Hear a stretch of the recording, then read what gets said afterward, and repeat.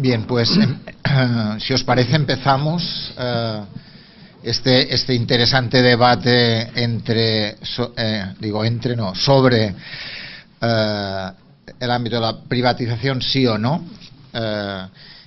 Y un poco la idea de montar este debate es un poco discutir o debatir ese sí o no como un elemento.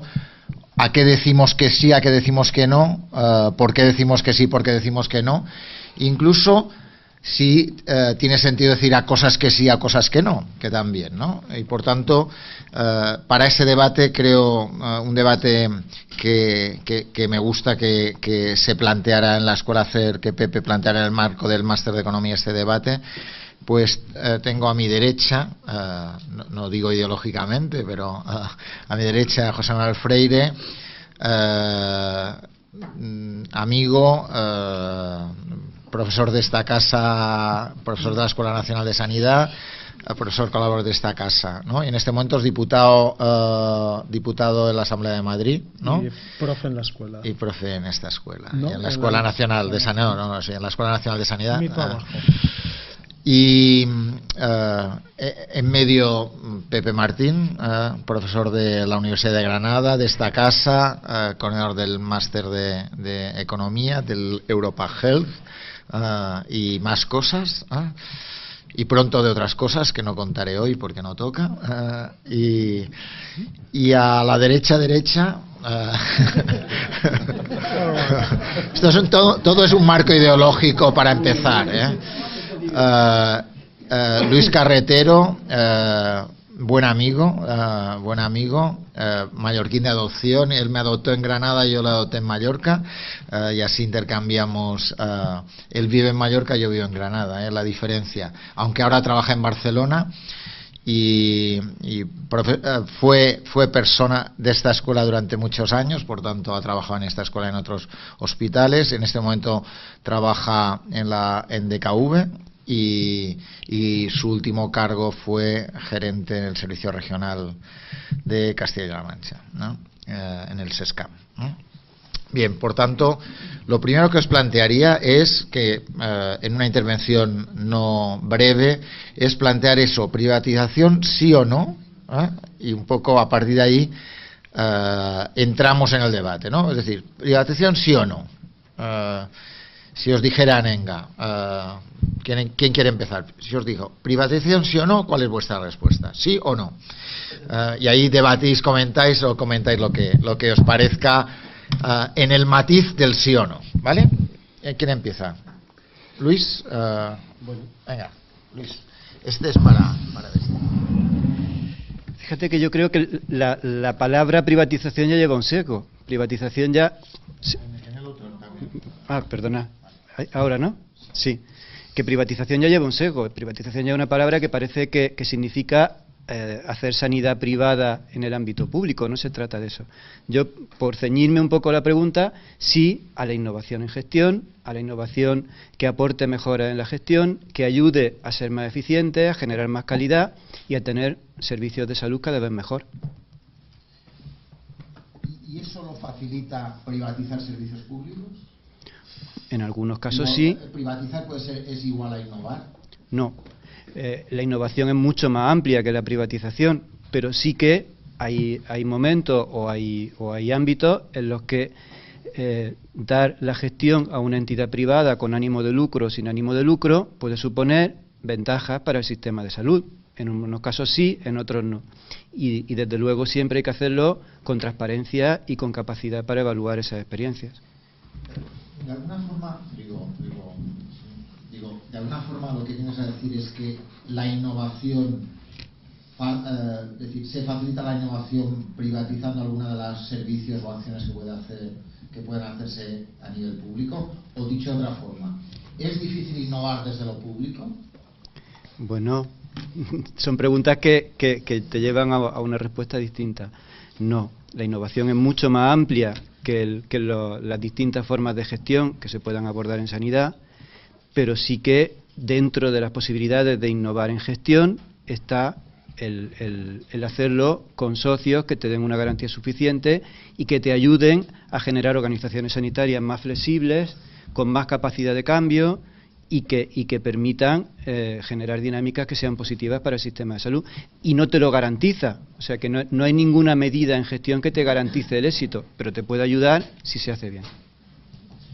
Pues un primer punto de vista, ¿no? Digo, perdona las preguntas, pero así lo hacemos más dinámico. ¿Quién quiere responder esa pregunta, privatización, sí o no? Venga, bueno. José Manuel, no. Venga. Vamos a ver. Por no escurrir el bulto, digo de entrada no. Pero una vez habiendo dicho eso, digo que es mejor hacerse buenas preguntas que responder bien a preguntas no bien hechas.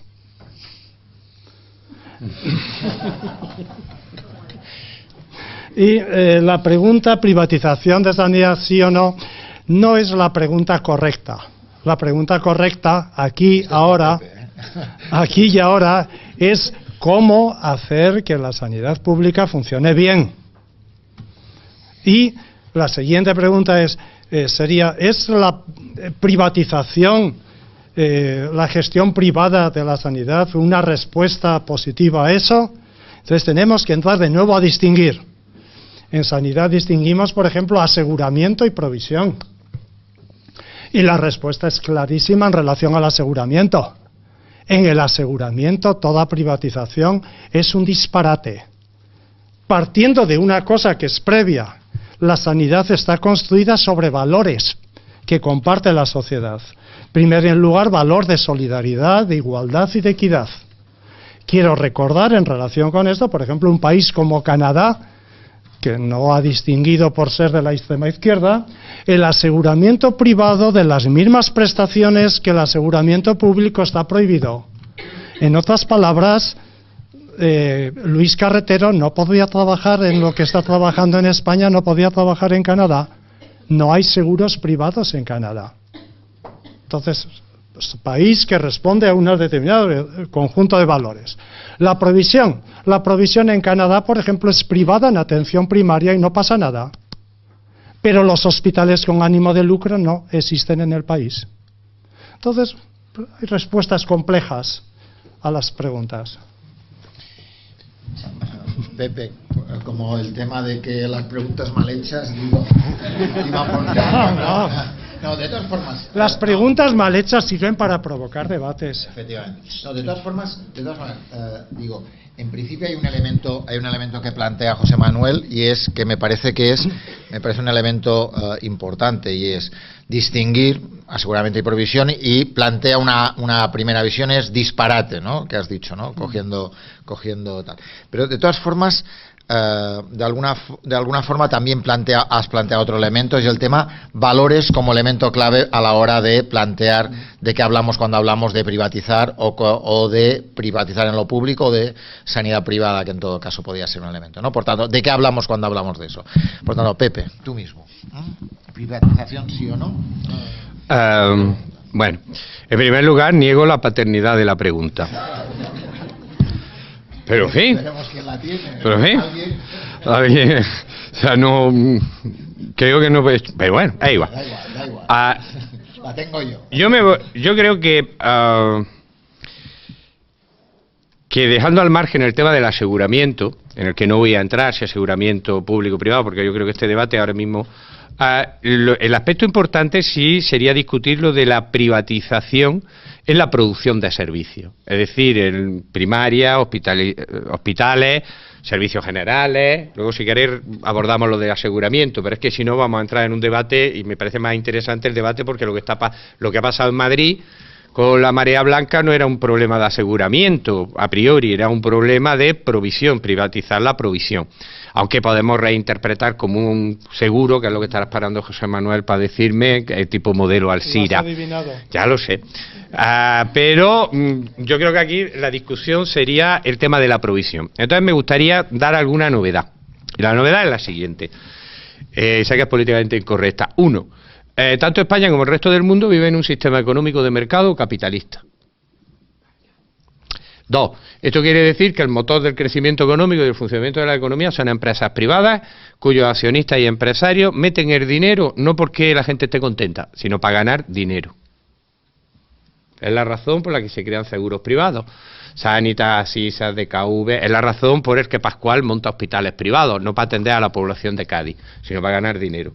Y es la razón por la que se crean empresas. Por lo tanto, ese es el entorno económico que tenemos en todo el mundo y las fuerzas políticas que hay en el Parlamento, salvo la excepción de los compañeros de Luis, de la CUP, sí, Cataluña.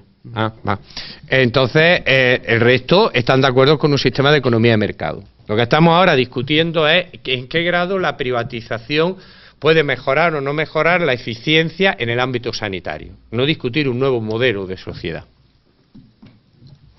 Y en ese aspecto, yo creo que el problema que tenemos es que hacemos los debates que habitualmente se producen, que es que comparo un modelo perfecto ideal con una realidad abominable. Y entonces, cuando uno ve a gente que defiende firmemente la sanidad pública, pues pintan que la sanidad pública es poco menos que un dechado de virtudes, y que los problemas la tiene una sanidad privada que lo que busca es el dinero, el enriquecimiento, seleccionando pacientes y tal. Y no es correcto, ni lo uno ni lo... Y al revés, aquellos que quieren vender la privatización, pues hablan de innovación, modelo de negocio, una oportunidad de no sé qué. Bueno, mire usted, cuando se monta Rivera Salud, lo que quería ganar Adela, que era la aseguradora que lideraba el tema, y las constructoras, por supuesto, era dinero. Quería simplemente ganar dinero y tener garantizados beneficios durante 15 o 20 años. Y no hay que escandalizarse. Es como funciona nuestra sociedad. La gente monta una empresa para ganar dinero. Por lo tanto, en sanidad las empresas privadas montan un hospital, un centro de salud, una clínica para ganar dinero. Y cuando un médico tiene una clínica privada y dice, lo que me interesa es la salud de los pacientes, es lo más importante para mí. No, mire usted, lo más importante para usted es ganar dinero en su clínica. Que además cura a los pacientes, bendito sea Dios. Pero si usted no gana dinero en su clínica, no puede seguir abriendo la clínica. Dentro de esa perspectiva, en el sector público tenemos graves problemas. ¿Por qué hemos ido privatizando las cocinas, la limpieza, la lavandería y los servicios generales? ¿Porque había una conspiración de privatizar? No, porque la limpieza, las cocinas y el resto de servicios generales con personal estatutario y funcionario eran profundamente ineficientes. Tremendamente ineficientes. Porque los sistemas públicos tienden a crear burocracia, ineficiencia y además a conseguir que aquellos que están motivados al cabo del tiempo dejen de estar motivados porque están arrasados, machacados. El médico motivado en un hospital va viendo cómo hay otros que dicen, es que esto es tuyo, es que lo vas a heredar. ¿Para qué voy a empezar yo a abrir quirófanos a las 8 de la mañana si vengo a las 9:30 y no pasa nada? En ese sentido, un hospital privado tiene incentivos mucho más potentes, porque el ojo del amo engorda al caballo. Si tú estás trabajando en un hospital privado, sea Denia, sea Rivera Salud, probablemente es más difícil de que empreses tarde, te vayas antes, te escaquees, porque hay gente que quiere ganar dinero y dice, no, para que ganes tú el excedente, ya me lo gano yo, que es el que ha apostado el capital. Por lo tanto, ¿qué pretendo decir? Pretendo decir que en muchos casos, y bien medido, la privatización sí puede aportar valor añadido, siempre y cuando garanticemos la equidad. En otros casos, puede ser un desastre. Y una vez dicho esto, digo ya simplemente la última bala. ¿Cuál es el problema que tenemos en España? Que no tenemos élites ni reglas adecuadas para hacer procesos de privatización sofisticados. Que los procesos de privatización que se han hecho en la Comunidad Valenciana y que se han hecho en la Comunidad de Madrid, bien mediante técnicas PFI, bien mediante técnicas de concesiones sanitarias, reguladas por el texto refundido de la Ley de Contratos del Estado, han sido chapuzas muy mal hechas. Muy mal hechas. Y José Manuel quiere intervenir. Ante las chapuzas mal hechas... No, porque yo me he metido con los médicos y es muy sensible el hombre. Yo me voy a meter con tu última bala. O sea que el problema de España es que no tenemos políticos que hagan bien los procesos de privatización. Élites que hagan bien los procesos de privatización. Para mí, el problema es que no tenemos élites políticas que sepan acometer las reformas de buen gobierno que precisa el sistema. ¿Y qué diferencia hay? Muchas, porque tú asumes que la solución es la privatización. No. Chapón. Yo asumo, ¿cuál es el problema? Lo primero, tú has planteado y me dices, has hecho una pregunta que comparto, dices, ¿la privatización puede mejorar las cosas? Hay una pregunta previa, ¿qué cosas deben mejorar y cómo podemos mejorarlas? Y entre las opciones, una puede ser que sea gestionada por el sector privado. Pero realmente la primera opción, el problema de nuestro sistema sanitario español, no de los sistemas públicos, como has dicho. Tú has dicho, no, porque hay sistemas públicos que son muy eficientes, pero tienen otra cultura política, otra cultura sindical, otra cultura cívica. Y esto es nuestro reto. Este es nuestro reto, entonces el problema, y volviendo a tu última, el problema es que no tenemos élites políticas que realmente cojan el toro por los cuernos de reformar lo público para que lo público funcione bien. Y una parte importante de lo público está, por así decirlo, capturado por intereses corporativos, y llamo corporativos a todo lo que circula, y ese es el problema. Y ejemplos, tenemos una ley de sanidad de 1986, decidme un país europeo que tenga una ley que defina su marco sanitario tan longeva. El problema es que no es longeva porque el mucho respeto y el mucho caso que le hagamos. Es longeva porque ha dejado en gran medida de ser eficaz. Esa ley mandaba, por ejemplo, hacer un componente clave de la organización de los servicios, que es el estatuto personal. Creo que mandaba hacerlo, no sé si 6 meses, en fin, en un plazo muy dado. Ley de 1986 tuvo su estatuto marco de personal en 2003. De 2003 al actual han pasado 13 años. Yo recuerdo cuando seguía los temas de Francia que la ley de hospitales del año 90, 90 y pico, 6 meses más tarde estaba reformando porque el mundo cambia. Entonces el reto para mí es un problema y todo va muy unido. Va muy unido porque claramente yo creo que en nuestro país, en España, los servicios públicos y muy en concreto la sanidad no tiene el nivel de prioridad política en la agenda política que corresponda con su importancia social, económica y política mismo. Prueba de ello es esto que os comento, podría dar muchas más comentarios al respecto. Volviendo a otro tema que has planteado. Yo he mencionado privatización en el aseguramiento o en la provisión. Y vuelvo a donde tú temías que fuera.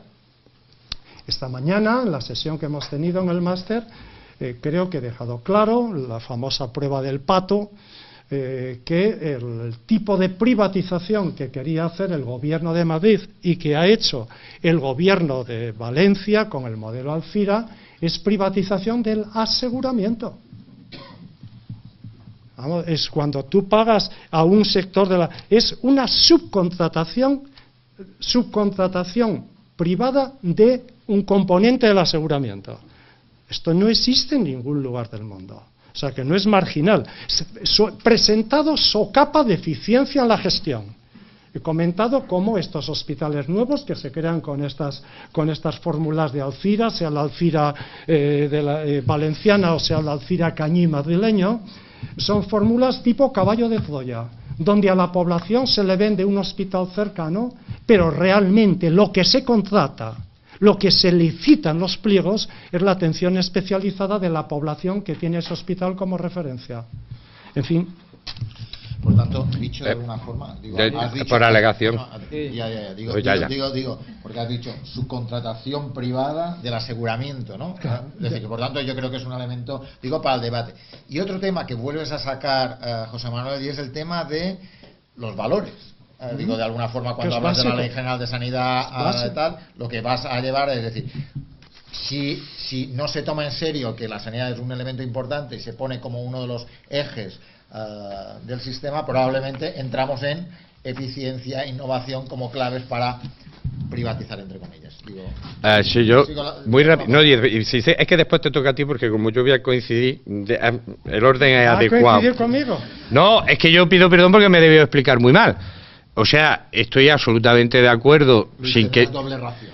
Estoy totalmente de acuerdo, sin que sirva, por supuesto, de precedente, con lo que ha dicho José Manuel. De hecho, no es que esté de acuerdo, es que lo he escrito.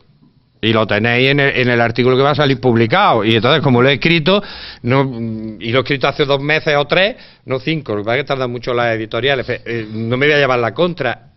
El modelo Rivera Salud, o sea, el modelo de concesiones de financiación per cápita, es una descentralización del aseguramiento. Yo ahí estoy de acuerdo con él y por eso... Sí, una privatización del aseguramiento, porque se lo da a una entidad privada con fin de lucro, está claro. Habías dicho descentralización. Bueno, es que una descentralización y una privatización. Coincido en ese aspecto con la afirmación.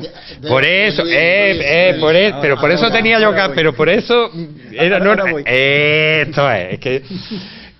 eso era un punto, o sea, son 2 puntos, pero el segundo punto, que sin embargo, lamento discrepar con mi amigo José Manuel, de que esto es el único sitio del mundo donde se ha hecho. Si se da un vistazo y una vuelta por Estados Unidos, verá que gran parte de la medicina gestionada norteamericana, por ejemplo Kaiser Management Inc., y de hecho, como no, el gran operador que hay ahora en España, que es Centene Corporation, que es ahora mismo el propietario, el mayor accionista de todas las fórmulas de descentralización, salvo el caso de Denia, que si luego sale ya hablaremos, son modelos de descentralización del aseguramiento, que en Estados Unidos no haya sanidad pública no quiere decir una HMO, Medicare, Medicaid, contrata con Kaiser a un per cápita. Sí, Medicare, Medicaid. Medicare para mayores de 65 años, Medicaid para pobres. Característica universal, etc. No, pero que sí hay cosas de privatización del aseguramiento. Pocas cosas en el país y no confiamos siempre en los y luego el tercer punto, que me gustaría que no quedara helado. Hemos metido en el mismo saco de privatización cosas que yo creo que tenemos que sacar. Las organizaciones sanitarias no lucrativas, como la Orden San Juan de Dios o la hermana hospitalaria, gracias, o las hermanas hospitalarias, no creo que se puedan emular en términos de valores y de compromiso con organizaciones lucrativas como puede ser Rivera Salud o los hospitales de Pascual. Entonces yo creo que merecen un trato diferenciado. De acuerdo. Venga, Luis, todo tuyo. Además, después de haber leído que DKV ha perdido no sé cuántos... 2,5 millones de euros en Denia. En Denia. Sí. Vale, luego no lo digo por añadir. Venga. No, pero antes dejarme, porque decía José Manuel que no dejaban en Canadá las aseguradoras privadas, déjame que defienda yo un poco donde trabajo. Si tenemos un sistema de salud, un sistema nacional de salud global con una carga menor de gasto para el sector público, es porque hay un aseguramiento privado voluntario que permite que personas ya cubiertas por el sistema de aseguramiento público salgan de la presión sobre los centros sanitarios públicos y paguen doblemente su seguro, con lo cual ya nos va bien cuando estamos desde el ámbito público. Ya sé que tiene alguna perversión y algún inconveniente, pero desde mi punto de vista el aseguramiento privado es un impuesto doble encubierto sobre quien quiere pagarse otra sanidad, y eso le va bien a la pública. Y luego ya si queréis entramos un poquito en los modelos. Pero eso no es circunstancial, es decir, volvemos a decir, las ineficiencias privadas. No, ahora me refería a lo que decía José Manuel, en Canadá no se permite una empresa como la que trabaja Luis. Oye, es que si no hubiera doble aseguramiento en España, pues las personas que tienen doble seguro estarían en la cola de la lista de espera de la pública. Así, sin más. O sea que de alguna manera, y aunque sea como efecto colateral, el que exista una sanidad privada ayuda a reducir presión sobre la pública. Siempre y cuando al final no tengamos a los ricos en el sistema privado y a los pobres en el público. No. Pero eso era solo por aclarar. Luego entramos un poquito en los modelos. En España es que tenemos la mala costumbre de que generamos innovaciones, llevamos desde el informe de abril del 91 generando innovaciones en gestión, algunas que han tenido impacto mundial, empresas públicas, fundaciones, el modelo PFI de Inglaterra salió de analizar también algunas experiencias en España, aunque tiene otra evolución y luego lo copiamos nosotros, las concesiones, lanzamos innovaciones en gestión y luego las destruimos antes ni siquiera de evaluarlas, de mejorarlas, de retroalimentarnos con los defectos, que cada innovación tiene puntos fuertes y puntos débiles. Y en vez de trabajar para mejorar o para evolucionar lo que tenemos, vamos destruyendo esas innovaciones y nos vamos quedando en el punto de partida, lo cual ya no lo tendríamos que hacer mirar. Y eso yo creo que sí algo le toca a los políticos de este país, me temo. Y ya si queréis que entremos un poco en harina, yo creo que donde hay una privatización del aseguramiento no es precisamente en Alcira, se llama Muface.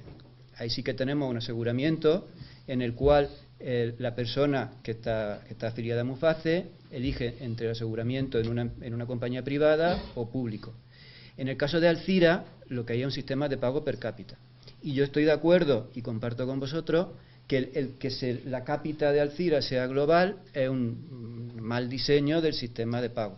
Y evidentemente tiene muchísimas perversiones, pero es un pago per cápita. La gente que se atiende en Alcira tiene el aseguramiento público, no tiene un aseguramiento distinto, y puede elegir, igual que va a Alcira o igual que va a Denia, que me pilla más cerca, igual que va a Denia, en cualquier momento puede ir a cualquier otro hospital público de la comunidad si lo prefiere. Con lo cual, yo entiendo que no se trata de un aseguramiento, sino de algo mucho más normal y más común en la literatura, que es que cuando tú haces una gestión de un área de salud global con atención primaria y hospitalaria, la financiación más adecuada es la cápita, no el pago por acto, evidentemente. De alguna forma tú defiendes una Alcira Denia versus Muface, ¿no? Lo has planteado. No, que cuando entramos en el aseguramiento es claramente un caso Muface. Yo entiendo que el modelo de concesiones es un modelo de provisión, de elegir cómo queremos la provisión de los servicios, no de aseguramiento. Y también, a la última referencia que hacía Pepe, yo estoy de acuerdo que hemos explotado muy mal la posibilidad que nos da la gestión de los centros públicos por organizaciones no lucrativas. Y eso en otros países, como decía José Manuel, existe, tiene mucho desarrollo, y probablemente sería la vía en la que se podía encontrar un consenso para evitar tanta demagogia que está cayendo o que ha caído en estos últimos años sobre las alternativas de gestión o sobre innovación en gestión en sanidad. O sea que sí que es un camino muy interesante hacia el futuro. Pero también yo rompería una lanza en el sentido de que las empresas no son entidades sin valores, ni todas las empresas son entidades sin valores, ni todas las empresas son ángeles de la caridad, pero que dentro del mundo de la empresa hay también entidades en las que los valores tienen una fuerza casi tan importante como las entidades sin ánimo de lucro, y que antes de arriesgar su prestigio o su posicionamiento en el mundo, asumen unas pérdidas sin ningún problema. Y lo digo por la mía, por el caso que decía ya antes, en el que antes de hacer nada que no se deba hacer en Denia, pues se asumen pérdidas y no pasa nada. Quería responder. Sí, no solo a lo que ha dicho Luis Carretero, sino al comentario de Pepe. En primer lugar, yo también estoy de acuerdo contigo en casi muchas más cosas que las que pueden aparecer en este debate. Una cosa muy importante que has comentado y quiero manifestar claramente es el hecho de diferenciar dentro de lo no estatal o de lo no público entre las entidades sin ánimo de lucro o, como en terminología de Mintzberg, las entidades sin dueño. Cruz Roja, no solamente las órdenes religiosas, Cruz Roja. Y es importante, por ejemplo, en Madrid, Cruz Roja se ha hecho un mal acuerdo en relación con la sangre y, sin embargo, algunas gentes estiman que eso es privatizar. Cruz Roja no es privada, como tampoco es los Hermanos de San Juan de Dios. Y es importante esto a la hora de analizar. Luego quiero retomar el tema que ha mencionado Luis Carretero, porque es muy importante. Y tiene que ver con valores y tiene que ver con Muface. Y es el asunto de el gran favor que nos están haciendo a todos aquellos que compran un seguro privado. Porque miren ustedes, no compiten con nosotros en la cola del médico ni en la lista de espera. Es una de las es muy interesante este comentario, lo he oído múltiples veces, porque claro, es parte de un análisis totalmente erróneo del marco político, organizativo y de cómo se mueve la sociedad. La razón por la cual los canadienses no quieren que sus élites entidades económicas tengan seguros privados es porque serían los más ricos, las más influyentes, los que mejor se expresan, y no quieren que ese sector de la sociedad dejen de poner su peso social, su riqueza, su influencia, su capacidad de expresión a favor de que el servicio común a todos funcione bien. Y resulta que España, y esto hila con lo anterior, España que da muy poca prioridad en la agenda política a la sanidad y a la educación, sucede que en gran medida esto sucede, la relación causa-efecto, pueden ustedes juzgar, que los altos cuerpos de la administración, los profes de instituto, los maestros, los catedráticos de universidad, todo el mundo judicial tienen una sanidad aparte distinta de. Si encima añadimos a aquellos que pueden votar con los pies en el sistema, entendemos muy bien por qué no tenemos la prioridad para reformar aquellas cosas que hay que reformar. Y este es el gran dilema, para mí, el gran problema de la sanidad española, que las fuerzas políticas no dan suficiente prioridad, suficiente empuje a esto. Y de hecho, vamos, no hace falta, los responsables de estas áreas no suelen ser los grandes líderes políticos, suelen ser más bien, en el mejor de los casos, técnicos, expertos, conocedores de la cosa, pero no son los que tienen fuerza política para llevar la porción de presupuesto que precisa. Y esto, a mi entender, no es suficientemente destacado en el debate político y en el debate público. Les voy a dar un dato. En la Comunidad de Madrid, un gobierno decididamente que tiene muy malas marcas en términos de ética política o pública, pagaba un seguro privado a los periodistas de Madrid. Seguro médico privado, es decir, el gobierno que gestiona la sanidad pública pagaba seguro médico privado a la Asociación Profesional de Prensa de Madrid. Afortunadamente, los cambios habidos en la composición de la Asamblea ha hecho posible cambiar esto, una moción del Partido Socialista, que me siento particularmente orgulloso.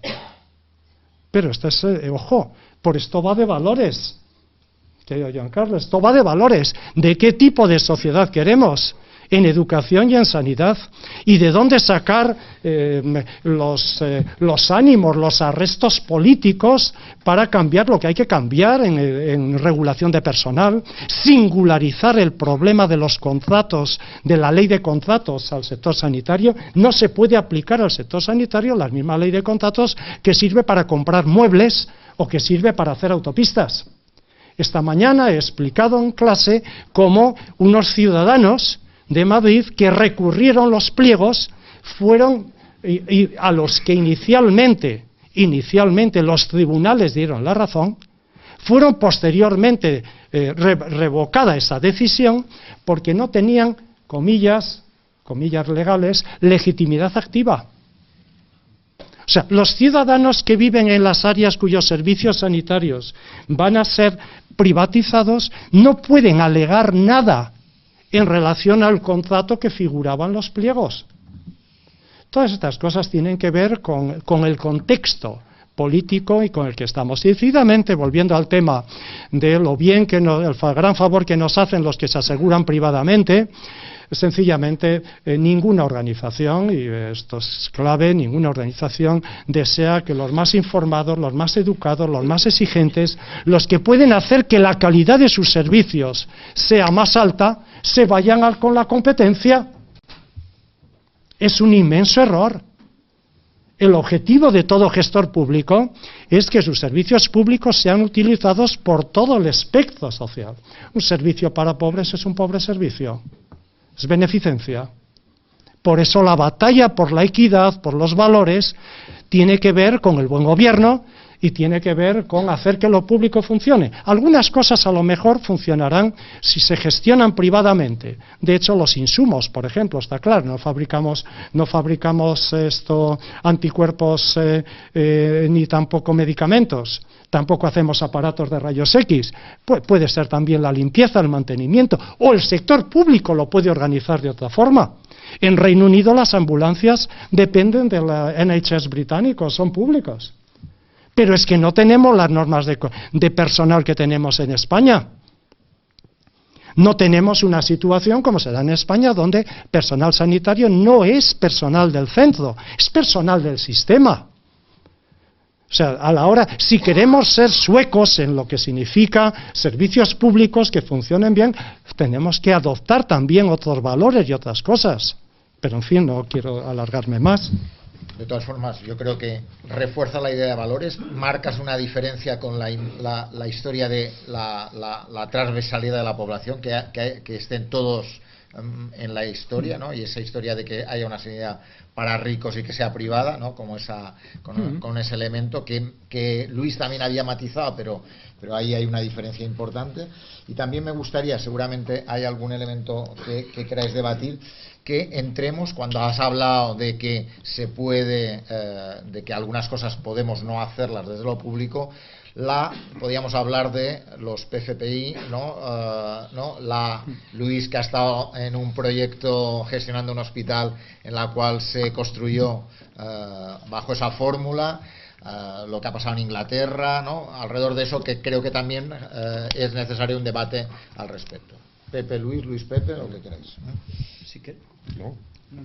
Sí, bueno, por apostillar un poco en esa polémica de los seguros privados, totalmente de acuerdo que se puede, y es legítimo, y yo lo he hecho cuando he gestionado en lo público, aspirar a que la gente no saque un seguro privado porque no lo considere necesario. Prohibirlo ya me parece que es una mala tentación. O sea, yo creo que prohibir es mejor, dar mejor servicio, limar las cosas que hacen que la gente esté dispuesta a pagar 2 veces por un seguro, pero a mí prohibir me gusta menos. Y luego de PFIs, yo si queréis abrimos un poco el melón de los PFIs. Los PFIs se han utilizado mal en algunos casos. Yo creo que se ha confundido un modelo, lo hemos comentado esta mañana en el máster, un modelo que debería ser predominantemente de gestión de servicios con una obra inicial, en un modelo de voy a ver cómo financio una obra y me sale casi gratis hasta que sean las elecciones. Y en los PFI, desde luego, hace falta mucha más carga de evaluación de lo que se ha hecho, de análisis de los resultados y de innovación en el concepto y en los pliegos que se hagan hacia el futuro. Yo creo que es un modelo interesante, como todos los modelos de gestión de los que disponemos, y cuando no hay ningún modelo que sea absolutamente perfecto ni absolutamente imperfecto. Los modelos son mejores o peores en la manera en que sepamos utilizarlo adecuadamente y que sepamos evolucionarlo en función de los resultados. En este caso, tú, después de tu experiencia, ¿qué es utilizar el modelo PFI de forma adecuada para que pueda ser una experiencia? Porque hablabas, sí, lo has comentado antes, la importancia de que tiramos para al suelo posibles medidas que puedan ser de interés antes de que crezcan y sean mayores y puedan ser utilizables por otros. Entonces, alrededor de tu experiencia, ¿no? Tú creo que lo intentaste en ¿Lo hicimos? En Castilla-La Mancha sí, también lo hicimos. Bueno, lo adjudicamos. Pero vamos, pero tu experiencia real son espacios. ¿Qué es lo que se puede aprender que pueda ser útil para no caer en los errores? Sí. Aunque las evaluaciones inglesas son muy duras en ese sentido, ¿no? Sí, por resumir, porque tampoco hay mucho tiempo. Lo primero, que la inversión realmente sea necesaria. Es una tentación demasiado peligrosa vamos a hacer una gran inversión que yo no voy a pagar, sino que pagarán las generaciones futuras. Por lo tanto, la inversión tiene que estar adecuadamente evaluada y que sea realmente necesaria y bien dimensionada, porque la otra tentación es sobredimensionar la inversión inicial. Segundo, no olvidarnos que se trata de un modelo de gestión de servicios. Primar en el pliego todo lo que tiene que ver con la evaluación del modelo de gestión y pensarse bien cuáles son los servicios a externalizar.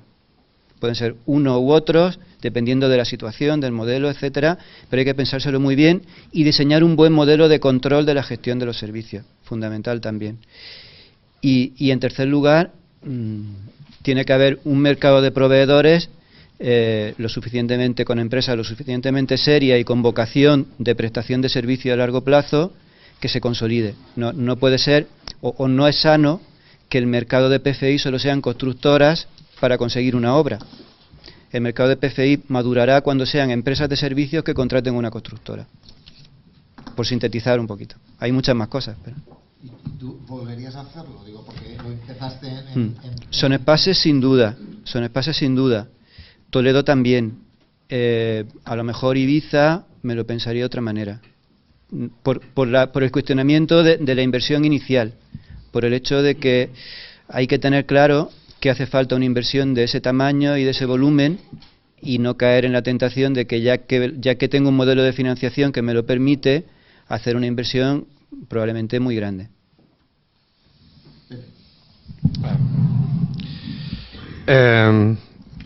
Primero, por cerrar el tema del Mufase, porque además soy el directamente implicado.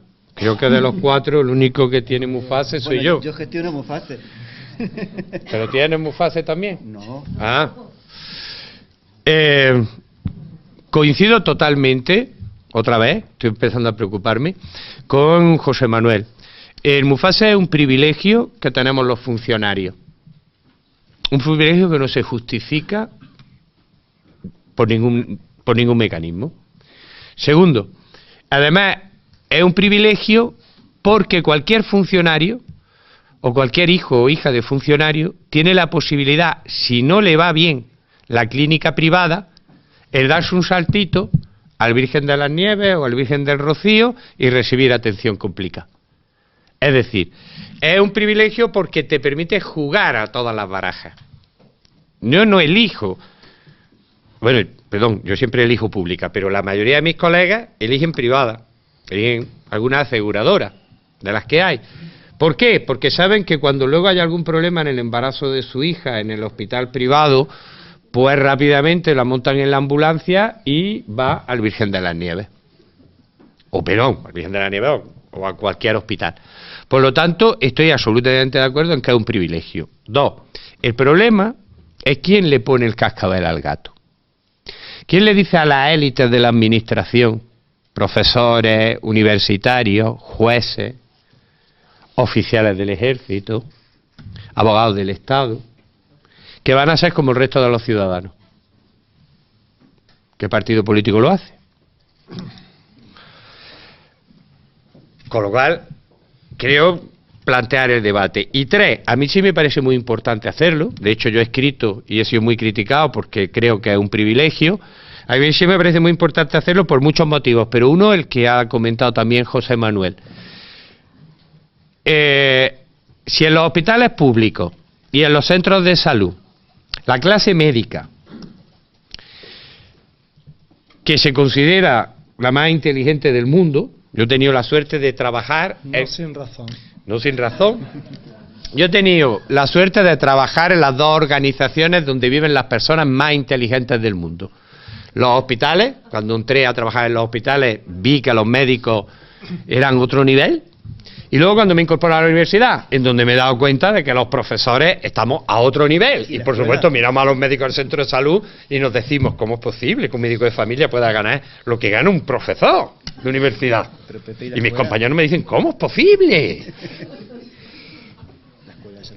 Bueno, y la escuela de salud pública, pero claro, la escuela de salud pública solo hay una. Queda, ¿no? Y como solo hay una, no, en cambio, hospitales, centros de salud hay muchos y universidades hay muchas. Entonces, como vive la gente más inteligente del mundo en esos dos centros, ya no voy a hablar porque no he trabajado jueces, generales, oficiales del ejército. Si tuviéramos la oportunidad de que en nuestros centros de salud y en nuestros hospitales la élite pública fuera, esta es una idea de José Manuel, cambiaría drásticamente la relación a veces patriarcal, a veces infumable, que tienen los médicos y enfermeros con la gente que va allí. Pues claro, decírselo a una ama de casa, decírselo a un carpintero, a un jubilado que tiene los estudios primarios, ¡venga, abuelo! ¡Rápido! ¡Que tenemos mucha bulla! Es una cosa. Decírselo a un general jubilado del ejército, ¡venga, abuelo, espabile! Es distinto. Sobre todo para quien se lo diga. El adjunto lo hace la primera vez y la segunda vez dice, parece que ha cambiado la composición del MIS.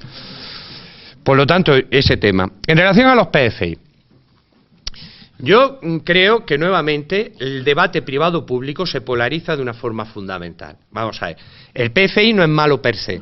El PFI lo que tenemos que ver es si aporta algo como valor al sistema. Yo tengo mis dudas por lo que he leído y por la evidencia empírica que hay. Es decir, en el Reino Unido hay varias decenas de modelos PFI que han tenido que ser rescatados por el gobierno de Su Graciosa Majestad. ¿Por qué? Porque estaban en quiebra. ¿Y por qué lo ha rescatado Su Graciosa Majestad? Porque ni siquiera los británicos, y me gustaría resaltar eso, son capaces de cerrar hospitales. Aquí me da la risa de pensar que nuestra clase política pueda cerrar un hospital. No se ha producido nunca, ¿no? Bueno, hospital. ¿Cuándo debería de haberse producido? 1999 se abre el modelo Alzira como una UTE. Se llega a un acuerdo de 15 años. Llega el año 2002. Alzira acumula 5,42 millones de euros de pérdidas. ¿Qué hace el gobierno de la Generalitat? La rescata. Dice, aquí estoy yo. Pone un total de 70 millones sobre la mesa para el rescate, incluyendo todo. Los años que faltaban, el lucro cesante, en fin, 70 millones. Y vuelve a sacar el concurso. Y dice, quien quiera concursar, aval, 70 millones.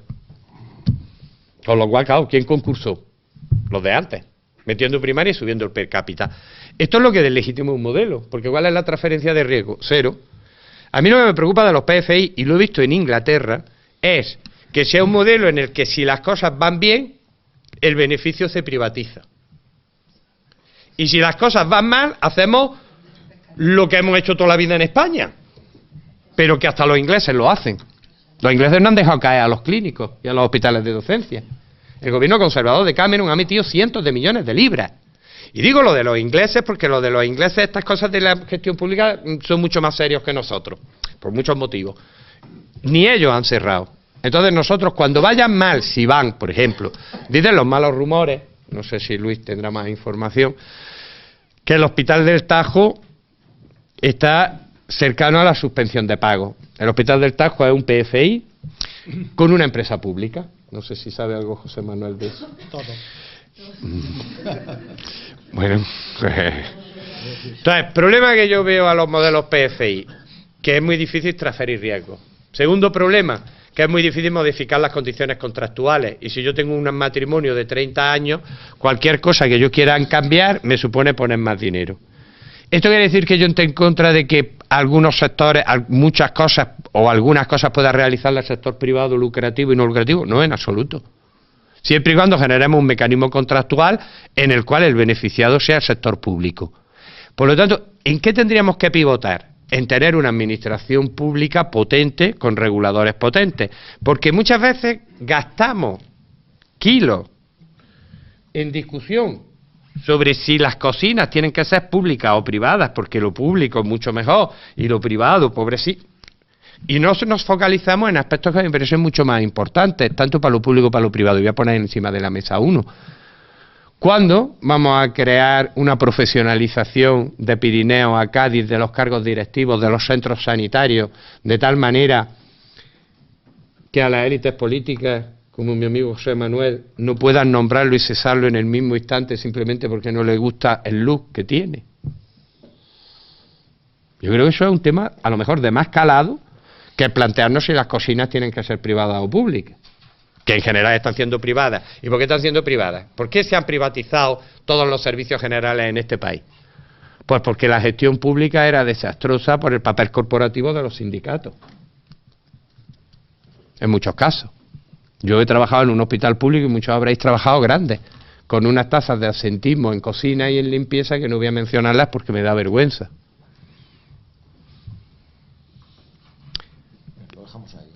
Creo yo que... De todas formas, digo porque de los PFI te has ido a otra cosa que bueno, pero el PFI lo he dicho. No, volver a entrar en qué cosa necesita la sanidad pública mejor. Vale, perdón. Que era la pregunta correcta que ha hecho José Manuel al inicio. Bueno, también he preguntado por el Hospital del Tajo, ¿eh? No, PFIs, ¿no? Bueno, el Hospital del Tajo. Y PFI. Sobre PFIs comparto totalmente lo que ha comentado Pepe. Ciertamente es un sistema que en su origen fue para financiar proyectos de obra pública, que tiene como principal ventaja la disponibilidad inmediata de los recursos, y en algunos países, como en España, el que permite agilizar mucho una construcción que por el sistema tradicional pues lleva muchos más largos. De todas maneras, esto es muy matizable. Luego, dependiendo de países, en la PFI la construcción de la obra se ha sobrecargado no solo con los servicios vinculados a la infraestructura, sino con muchos otros más, llegándose, en el caso de CIRA, a meter dentro los servicios médicos. En fin, esto desde el punto de vista financiero es un disparate. Acabo justo de encontrar en la máquina el último informe del Parlamento británico sobre esto. Es de marzo, es justo de este año, de final del año pasado, y viene a decir claramente que esto necesita en Reino Unido una reforma profunda. O sea, no debiera ser un mecanismo excepcional. Bien, es verdad que la Unión Europea en parte favorece esto porque no lo cuenta como deuda pública, pero solo en parte. Ojo, los portugueses se han tenido que comer, creo recordar, que 37.000 millones de euros en todos, que se lo computaron como deuda pública, y el Banco de España ya lo diferencia. Madrid creo que tiene 800 millones de euros en este campo. Es decir, sobre PFIs yo creo que por ahí está. Hospital del Tajo. Si usted quiere. Sí, cómo no. El Hospital del Tajo es uno de los he comentado esta mañana en clase, de los 6 hospitales que hizo el Gobierno de Madrid por financiación PFI, en la cual, además de la infraestructura y además de los servicios asociados a la infraestructura, metió todo lo que no fue bata blanca. En el argot coloquial en Madrid llamamos a estos hospitales mixtos o bicéfalos, porque tienen en su interior 2 empresas. La empresa concesionaria que gestiona desde los celadores que llaman TIGAS a los administrativos, todo lo que no sea enfermería y medicina.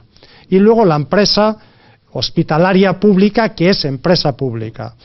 Realmente estamos hablando, los datos a los que se ha referido Pepe son de el análisis de las cuentas de este hospital que ha hecho la Cámara de Cuentas de Madrid, pero referido al año 2011, y estamos en 2016.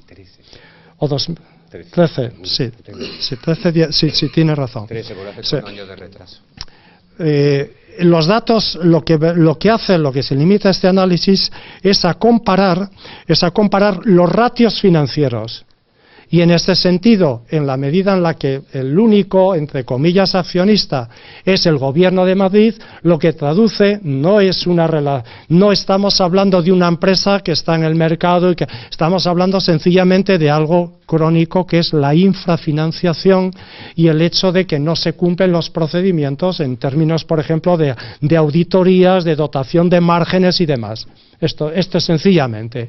O sea, lo que en un hospital público pues serían facturas en los cajones, aquí en el análisis de contabilidad muestra esto. Problema, y es lo que yo me planteo, si necesitamos una Cámara de Cuentas para que nos diga algo que lo teníamos en el Excel del análisis de presupuestos. Porque con los datos que hay que presentar de estos centros se saben perfectamente que las ratios están fuera de lugar y que si estuvieran en el mercado estarían en quiebra. Y esto es el asunto. Referente al tema que ha planteado Pepe, estoy muy de acuerdo con él, referente al problema de los gestores públicos, de la profesionalización de la gestión pública. Es otro tema que va ligado a lo que antes yo metí en el saco normal del buen gobierno. Buen gobierno, en Madrid hemos logrado, ahora que ha cambiado la composición, un acuerdo unánime de todos los partidos para cambiar el sistema de gobierno a los centros. Lamentablemente, el proyecto que ha presentado el gobierno no se corresponde a los 5 puntos que teníamos en el planteamiento, que eran órganos colegiados de gobierno, profesionalización de la gestión, participación profesional, autonomía de los centros y reglas internas de buen funcionamiento. Y esto es un asunto clave, pero que bueno, no tiene que ver con la privatización, sino cómo hacer que lo público funcione como debe funcionar. Por continuar por donde iba José Manuel, que en eso además estamos muy de acuerdo, solo recordar que en Castilla-La Mancha sí que pusimos en marcha una iniciativa de profesionalización de directivos con convocatoria pública de los puestos directivos, que además, por suerte, ha continuado el gobierno siguiente y se ha mantenido con las lógicas adaptaciones, y que luego se ha extendido a otros sitios. Y que yo creo que esa es una línea importantísima y que es básica para el sistema de salud. Por entrar un poco en el Hospital del Tajo, yo creo que nos denota un poquito un problema de todos los proyectos de innovación y en general de nuestro Sistema Nacional de Salud, y es el de la transparencia. No hay un acceso a datos que nos permitan abiertamente evaluar los proyectos, las situaciones, el por qué el Hospital del Tajo está en pérdida o por qué el Hospital de Almansa, que es público totalmente, está en déficit o no. Esa falta de transparencia en el sistema yo creo que genera desconfianza. Y que yo lo digo, ahora que estoy en el lado de la privada, lo digo abiertamente, tenemos que poner todos los datos en Internet. El mejor antídoto a la desconfianza es la transparencia, y lo mejor es dejar abiertos los modelos para que se puedan evaluar. Yo creo también que el Hospital del Tajo es otro ejemplo de uno de los cánceres de nuestro Sistema Nacional de Salud, y es la fragmentación. Si os acordáis del mapa de España, el Hospital del Tajo, la provincia de Madrid hace un pico rarísimo, justo por donde está el Tajo, que es donde está Aranjuez. Está totalmente rodeado de Castilla-La Mancha, menos ese piquito que es Madrid. Se puso allí el hospital. Yo en aquella época era consultor cuando se puso el hospital y participé en algún licitador de ese hospital. Era absolutamente inviable, le aconsejamos que no se presentara. Eso era una locura, poner ahí un hospital. La única manera de que ese hospital fuera viable es que hubiese un hospital para Madrid y para Castilla-La Mancha.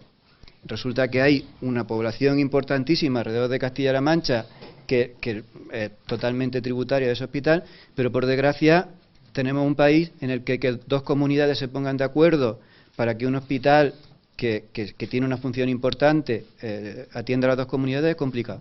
Y cuando se ponen de acuerdo, siempre llega otro político detrás que, como le han hecho los azules, pues ahora que yo soy medio rojo, pues lo quito. Y si le han hecho los rojos, yo que soy azul, lo quito. Y por desgracia eso ha pasado también. Hubo un acuerdo de utilización conjunta hace un año, que luego ahora está en la primera página de todos los periódicos de Castilla-La Mancha cada día. Y es una pena, porque es uno de nuestros grandes cánceres. Tenemos que generar dinámicas de utilización conjunta de recursos en la zona limítrofe. De todas formas, digo, no os vayáis del tema de la privatización, digo, porque veo que algunos elementos os escapáis, pero de todas formas, de lo que habéis dicho, una cosa que a mí me generáis: más evaluaciones y menos inventos basados en creencias, ¿no? Digo que muchas veces sí. El de turno nuevo piensa que quiere pasar a la historia con hacer algo nuevo, y lo nuevo siempre va ligado a alguna privatización, sí, o algo parecido. O al contrario, o como lo ha hecho el de antes, esto me lo cargo. Efectivamente, ¿no? Por tanto, una cosa, y es que cuidado con eso, ¿no? Digo, el tema de ¿no? las creencias más que las evidencias, ¿no? A la hora de plantear, ¿no? Y segundo, y hay un elemento que no ha salido, que habéis hablado mucho del tema de ricos, seguros privados, ¿no? Hospital para la beneficencia y tal. Y hay otro elemento, y es, lo digo también por ti, Luis, ¿no? Empresa con ánimo de lucro, ¿no? Aunque tenga valores de poder perder 2,5 millones, tal, pero la historia de descremar la demanda, ¿no? Descremar la demanda como con objeto de quedarse con los casos menos graves, más rentables, y por tanto sacar más beneficios y rentabilidad de esa captación de la privada. Y en eso Alcira se ha discutido mucho siempre alrededor de ese tema, ¿no? Por tanto, la historia de descremar la demanda, ¿no? En el sentido tal, como un elemento de utilización perversa de lo público, ¿no? Quedarme con lo que yo gano más, ¿no? Lo que me cuesta menos, mejor dicho, y por tanto tal, ¿no? Y es un elemento que no habéis entrado y que me gustaría que entrarais, ¿no? Quien quiera de los tres, ¿no? Si quieres, por lo de descremar la demanda. No, el modelo valenciano, igual que el madrileño, precisamente introduce un pago per cápita, que antes discutíamos si era seguro, era pago per cápita, y precisamente introduce unas penalizaciones a cualquier persona dentro de la cápita de Denia, en este caso, que vaya a la pública, precisamente para quitar esa tentación que podría existir en alguna empresa. Yo creo que está bastante regulado por el modelo, que se podría mejorar, porque yo creo que esa regulación lo que evita es que funcione la dinámica de referencias del sistema público en Valencia al incentivar a que la actividad compleja se haga en el propio Alcira, pero que esa perversión está razonablemente limitada. Pero yo quiero incidir en que parece que los valores son un patrimonio de lo público, que desde luego que los tiene, y que los tiene muy fuertes, pero las empresas serias tienen los valores muy arraigados, muy arraigados. Una empresa de tamaño multinacional, con presencia en distintos países, no se permite un caso de mala praxis por ganar 4 duros, no se lo permite, menos probablemente que incluso un gestor desalmado, da igual de la pública que de la privada. O sea que los valores y la confianza no son patrimonio solo de lo público, aun dando por hecho que lo público también los tiene, y los tiene altísimamente arraigados. De todas formas, quiero comentar de una cosa que además debatimos Luis y yo, de una cosa que escribí.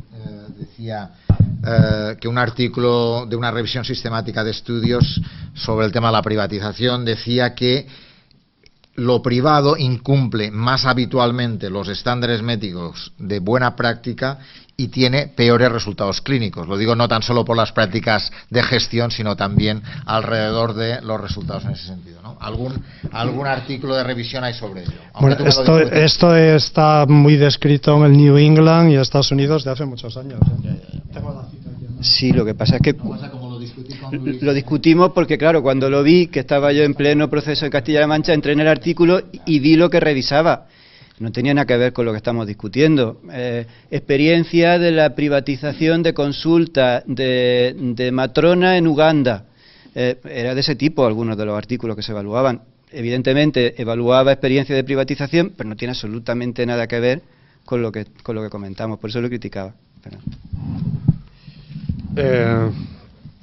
Yo no estoy de acuerdo en que esté garantizado que no haya descremado.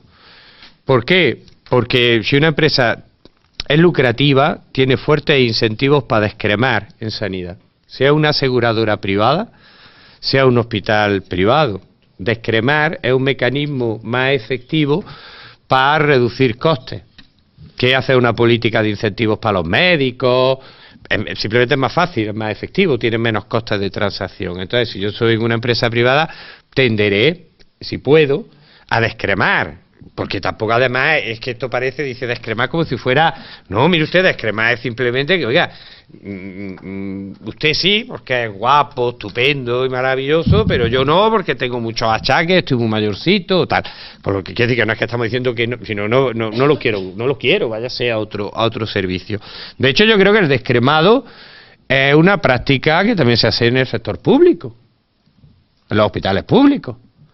Uno habla con cualquier responsable de un hospital comarcal, con cualquier clínico, y te dice que ellos hacen todo, más de lo que deberían. En cambio, te vas al hospital de referencia, sea este el Virgen de las Nieves, sea este el clínico, y te dicen que ellos están comiendo cosas que deberían de atenderse al nivel de hospital comarcal. No tenemos estudios serios, pero claro, el problema es del descremado. El contrato con Rivera, hombre, a mí es que siempre me pasa igual, a mí esto es tan opaco todo. O sea, Rivera solo hace públicos indicadores de actividad asistencial. Oiga, ¿por qué no me pone usted todos los enfermos uno a uno que ha derivado? ¿Con qué diagnóstico lo ha derivado? ¿Cuándo le pagaron? ¿Cuál era la facturación? ¿Qué certificado emitió el controlador, el inspector que estaba allí? Uno a uno. Y los coloca usted en la red. ¿Para qué? Para que los demás lo veamos. Vea si está bien hecho el ajuste, si el peso es correcto. No ha habido esa información ni por parte de el Grupo Rivera Salud, para no referirme solo a Alcira, pues estamos en Denia, Torrevieja, Manises, sino tampoco por parte de la consejería. ¿Y eso qué problema causa? Pues que cada vez que cambie el político, cada vez que cambie el equipo de gobierno, pues ahora ¿quién está gobernando? El PSOE con apoyo de Compromís. ¿Y qué le están haciendo? Pues van a hacer auditorías de infarto. Han colgado hace 3 días en su página web toda la documentación sobre cada una de las concesiones sanitarias. Y además han garantizado que para junio estarán publicadas todo lo que pillen y que saquen. Y han puesto a trabajar a todo el mundo a sacar irregularidades. Lo que quiero decir es que esto da una profunda inestabilidad. O sea, yo lo monto de forma opaca. Luego llegan los otros y dicen, ahora te vas a enterar. Y si dentro de 4 años, ahora lo volvemos a hacer. Es decir, hay un problema aquí de falta de transparencia. Y creo que eso era un tema relevante. No tenemos dispositivos para controlar y evaluar los procesos de privatización. O sea, cada vez que se nos ocurre a alguien algo, monta una cosa, nadie la evalúa. Y los que intentamos evaluarla, por aquello de ganarnos el sueldo que nos pagan en la universidad, no encontramos los datos son opacos, no te fías de ellos, son públicos pero son mentiras, y dices, bendito sea Dios. Por tanto, por eso decía yo, menos creencias y más evidencias. Luis, querías solo una cosilla. No, la diferencia, bueno, con Pepe totalmente de acuerdo en lo último. Lo de la evaluación es lo peor que le puede pasar a cualquier innovación, no evaluarla o no permitir que se evalúe. Pero lo del descremado, sí que hay una diferencia, y por eso a veces hacemos tópicos con la innovación o con las nuevas formas de gestión. La diferencia entre un cardiólogo que deriva mal un paciente en Denia o en Motril, no sé si hay alguien de Motril, pero perdonadme que utilice Motril, a su hospital de referencia, es que cuando ese paciente llega el de Denia a la FE, genera una factura contra la concesión de Denia. Y cuando llega el de Motril a Virgen de la Nieve, solo genera un cabreo del jefe de cardiología de Motril. Por lo tanto, si hay un incentivo perverso, está más corregido en Denia que en Motril. Otra cosa luego son los valores, la ética, etcétera, pero que no, en ese caso el descremado, en ese tipo de concesiones, desde mi punto de vista está absolutamente, yo creo que sobreregulado, tanto que genera perversiones en contrario. José Manuel quiere abrir un tema, no sé si quiere matizar algo. Quiero matizar cosas.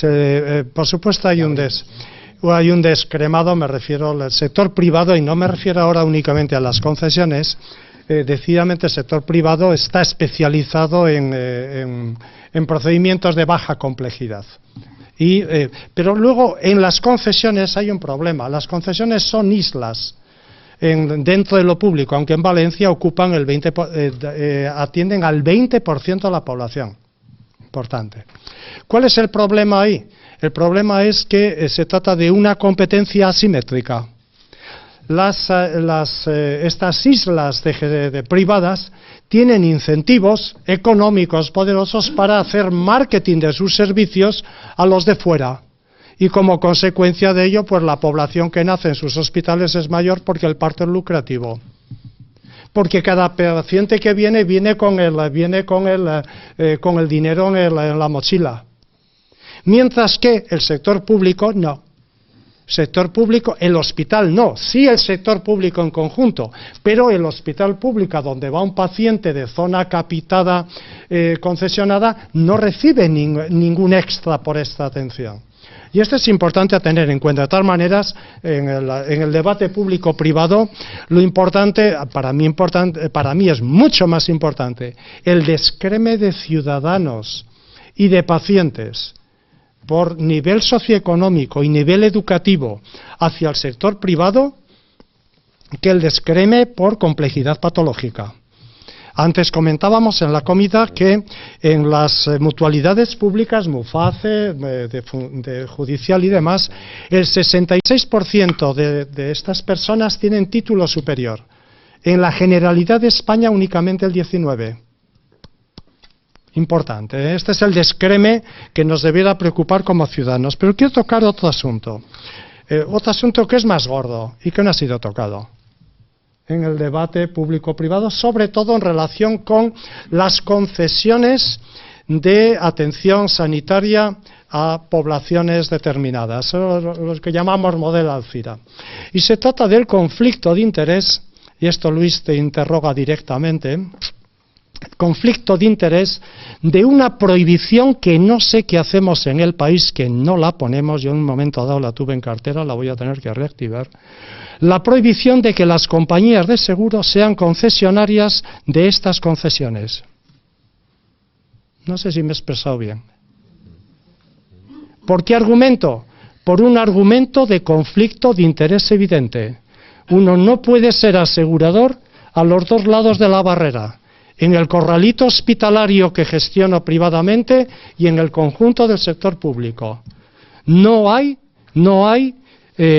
posibilidades reales de controlar información en relación a los riesgos de los pacientes, clientes a uno y otro lado. Ni tampoco hay mecanismos para evitar el oportunismo, que es la manera educada, como los que hacen economía de los costes de transacción, utilizan para decir corrupción. No sé si me he expresado bien. En un país que estuviera bien reglado, atento a los intereses de la ciudadanía, esto debiera haber despertado todas las alarmas. En la prueba del pato de que este tipo de contratos son de aseguramiento y no de gestión privada de servicios públicos, se me ha olvidado decir que todas las empresas, casi todas las que concurren, son aseguradoras. Estoy seguro que en Estados Unidos esta confluencia de empresa privada, aseguradora en el mercado general, aseguradora privada en el mercado general y aseguradora pública en el corralito hospitalario que ha ganado en el concurso, sería objeto de lo que técnicamente llaman como desagregación, técnicamente dicen unbundling. Entonces esto lo dejo ahí para provocar un poco y para que... Sí, pero es un segundo para que, como él le va a respondernos a los dos. No, es un ejemplo más fácil. En Valencia se privatiza las resonancias nucleares magnéticas de toda la comunidad. Se adjudica a un conjunto de empresas en el año 2000, Unilabs, y en el año 2008, sorprendentemente, Rivera Salud también se queda con parte del pastel. Diré, aquí no hay cuestiones clínicas, una resonancia nuclear magnética, también podríamos haberlo hecho en la India, como hacen hospitales norteamericanos. Problema, se empieza con 132 millones. En el 2008 eran 242 millones, porque nadie había establecido ningún sistema de control para el número de resonancias nucleares magnéticas. Pasar de 132 millones de resonancias nucleares magnéticas a 242 millones puede tener alto impacto en la salud de la gente. ¿Quién es el responsable? Porque en principio lo podía hacer el sector privado si uno lo regulara bien. Aquí no estamos hablando de decisiones clínicas. Hay un señor neumólogo que dice, oye, una resonancia nuclear. Pero ¿qué pasa? Que al no establecer contratos, ¿qué interés tiene la empresa Unilab y las demás? Resonancias nucleares magnéticas a todo el que pase por la puerta. De 132 millones a 242 o 270. Millón arriba, millón abajo, estoy de memoria. Se me acumulan las cosas para debatir, ¿eh? Da gusto. Venga. Este capítulo y abro vale. Intento ser breve, pero hay varias. Primero... He lanzado un buen misil. Sí, pero espera, que antes dijiste otra cosa también. El marketing encubierto para conseguir los pacientes, tal. Fijaros, el principal marketing que se hace desde las concesiones para conseguir pacientes se llama lista de espera. Bajar la lista de espera, porque eso hace que el paciente del departamento de al lado diga, oiga, que es que para hacerme la hernia resulta que aquí tengo 3 meses y en Denia 1, pues me voy a Denia. Y yo creo que eso es un marketing virtuoso para el Sistema Nacional de Salud. El generar competencia lícita y sana para, de alguna manera, dar mejor servicio al ciudadano, yo creo que eso es un buen referente. Y es para eso para lo que deben de servir el introducir formas de gestión distintas. No para cambiarlo todo, sino para introducir referentes que nos ayuden a decir, oye, ¿y por qué en Denia pueden tener 38 días de demora quirúrgica y nosotros tenemos 80? ¿Qué está fallando? Vamos a tener nosotros 32. Eso yo creo que es una buena dinámica. Luego, compañías de seguros concesionarias, el misil. A ver, el mundo es más serio. Marina Salud es una sociedad distinta de DKV Seguros. Y si hay algo que ahora mismo esté perseguidísimo en el ámbito del control, las compañías de seguros son compañías muy, muy controladas. Lo estoy aprendiendo, llevo 4 meses. Pero de las cosas que más he aprendido es que el sector asegurador está extremadamente controlado. Y uno de los ámbitos en los que más se controla el sector asegurador es en el cumplimiento precisamente de la Ley de Protección de Datos, y la Agencia Española de Protección de Datos tiene un documento específico sobre el acceso de datos clínicos de las aseguradoras. Hasta tal punto que eso es lo que hace que yo trabaje en DKV, porque han creado una empresa de servicios distinta de Marina Salud, pero una empresa de servicios, para actividades que no son aseguradoras y que no puedan cruzar información con el seguro. Y es una separación radical, absolutamente radical. Por lo tanto, Marina Salud no comparte datos en absoluto, ni estructura organizativa. Marina Salud tiene un consejo de administración que no entra en la línea organizativa de DKV. No comparte datos con DKV, y si lo hiciera, la multa que le caería a DKV sería brutal. Pero sí estoy de acuerdo en que debe existir una separación radical para evitar el acceso de datos clínicos a una compañía aseguradora que podría utilizarlos para seleccionar riesgos. Totalmente de acuerdo. Pero desde luego están absolutamente separados. Y sí, y otra cosa. El último ejemplo que decía Pep, evidentemente, es que se puede hacer muy mal externalizando, se puede hacer fatal. El externalizar no es ningún bálsamo. Pues claro que se pueden hacer cosas horribles en cualquier gestión. Ese ejemplo que ponía Pepe, que yo también lo conozco y lo comparto, también podía compararse a un programa de peonadas en la pública que aumenta la indicación innecesaria y multiplica el coste y aumenta la lista de espera. Es que se puede hacer mal y bien en la pública y en la privada. De lo que se trata es precisamente de introducir elementos evaluables y que podamos aprender de ellos en uno y en otros casos. Sí, no, yo una primicia, es una pregunta, bueno, si quiere darnos la primicia, Luis, si no quiere que no nos la dé. ¿Va a vender DKV su participación mayoritaria en Marina a Rivera Salud y por lo tanto a Centene Corporation? Lo que se publicaba ayer no era eso. Si miráis la prensa de ayer, lo que decía era que la consejera de Valencia había dicho que quería comprarle a DKV las acciones de Denia. Eso es lo que se publicó ayer. Pero yo no te he hecho esa pregunta. Lo otro no lo sé, yo no estoy en ese nivel en DKV. Sí, sí. Bien, pues abrimos debate, preguntas. Aquí hay 3 preguntas en este lado, no sé si 4. Os presentáis y ser breves, porque aunque aumentaremos, ya hay 6 o 7. Los de allí esperar, Voy. Yo me llamo Carolina Morcillo Ródenas, soy médica de familia del Centro de Salud de Cartuja. Para los de Granada, sabéis que el Centro de Salud de Cartuja, tienes que hablar fuerte, junto con los de junto con los de Almanjayar, son pues los centros de salud marginales de Granada, ¿no? Ya está, con lo que eso supone, con lo cual, bueno, pues tengo una visión determinada. Tengo un poco de trampa porque también estuve 9 años en el ejercicio de la gestión pública. En concreto fui la directora asistencial del Distrito Granada, cuando Granada era solo Granada, no estaba junto con el Metropolitano, y me he encontrado aquí a mi director económico, a Jorge Arraiz. Vale. Bueno, yo quería comentar algunas cuestiones de lo que habéis dicho. Lo primero, estamos en este país, nunca se va a poner la sanidad pública, jamás se va a poner en un debate serio, claro y más allá de nunca. Si no ha sido posible ponerlo en plena crisis, en una crisis tan brutal como la que hemos sufrido y estamos sufriendo, no se va a poner. Salvo que haya una masa de crítica, yo no creo que tanto de políticos, sino como de profesionales y de ciudadanos y ciudadanas o ciudadanía, o como lo queréis llamar, que la ponga realmente en debate. Si eso ocurre, será magnífico, pero lo dudo. Lo dudo.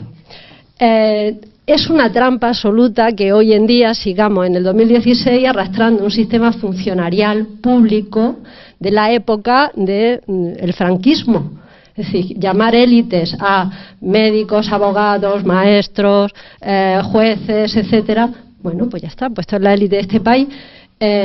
La gente que utiliza los sistemas sanitarios privados, nuestros funcionarios de lo privado, pues son la inmensa mayoría, lo utilizan mientras están muy sanos.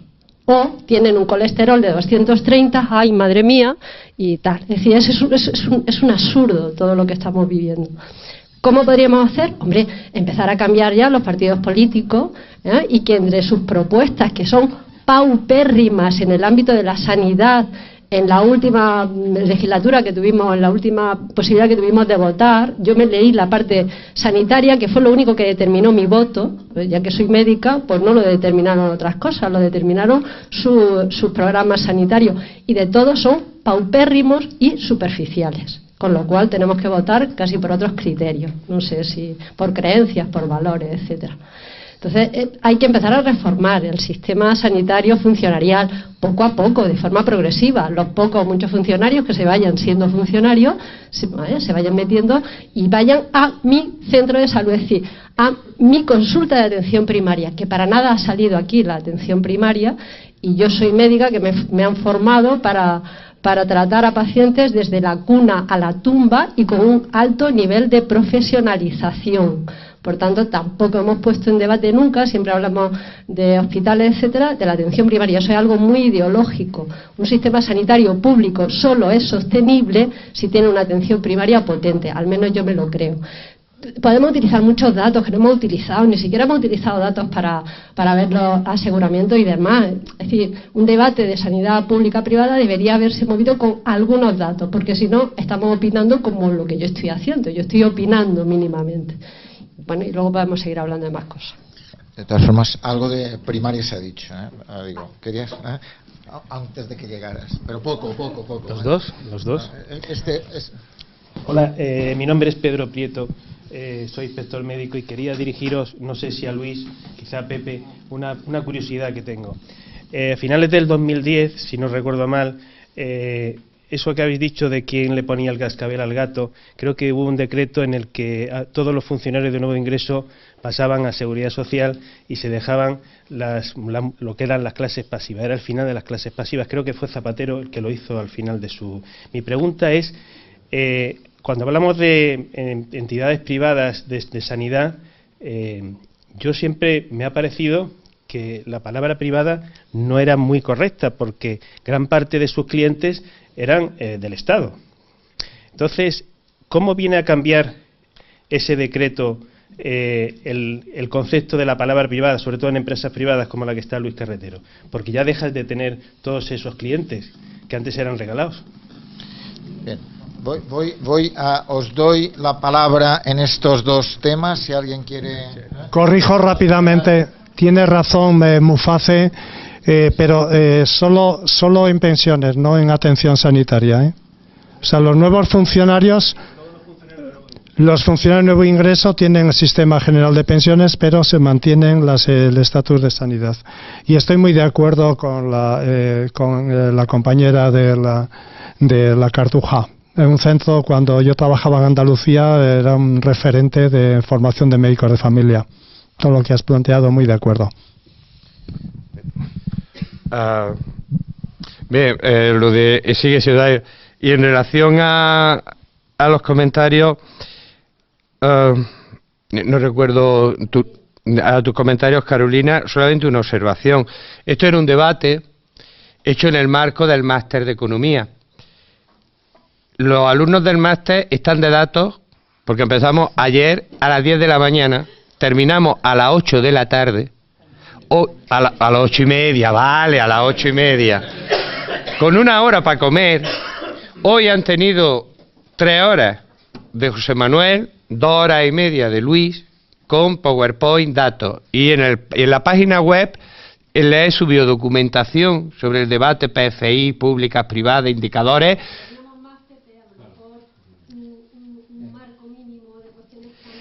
Pero era un debate de hora y pico porque se van los aviones, que estoy totalmente de acuerdo, pero era un poco explicar para los que no son del máster que el debate se produce en un contexto determinado y teniendo en cuenta que han hecho la amabilidad de quedarse al debate y ahora se tienen que ir.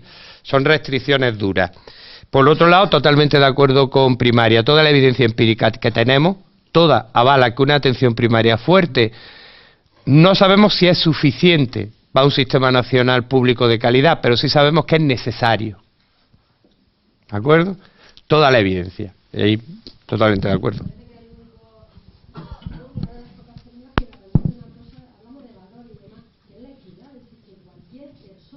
cualquier persona, por el simple hecho de creerse enfermo, de estar enfermo real, acude a mi consulta, y yo soy un mecanismo muy eficiente, además, pues que me han preparado para eso. Ya sabéis que la primaria maneja altísimos grados de incertidumbre, y si nos dejara bastante nivel de resolución, cualquier persona, o sea, yo esta mañana he atendido a un inmigrante sin papeles que hacemos la trampa de pensar que probablemente esté embarazada para atenderla, aunque en Cartuja la hemos atendido siempre como, en fin, si pasó eso, cuando la inmigrante se quedó fuera no nos morimos ni un apéndice, ¿qué va a pasar? No va a pasar nada.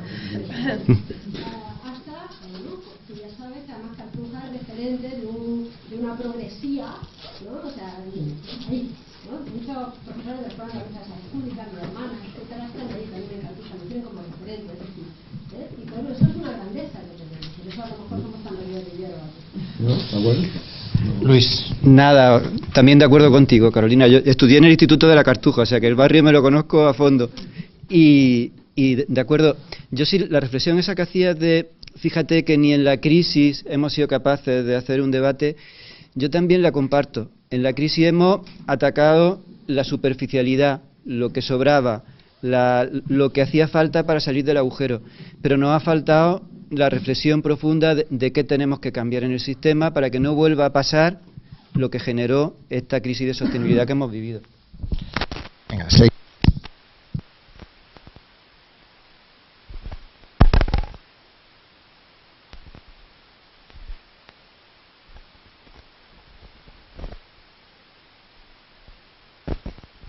Del máster y vengo del Centro de Salud de Morón de la Frontera y ahora mismo estoy un poco resfriado, cargo de su dirección en el Hospital de Valme.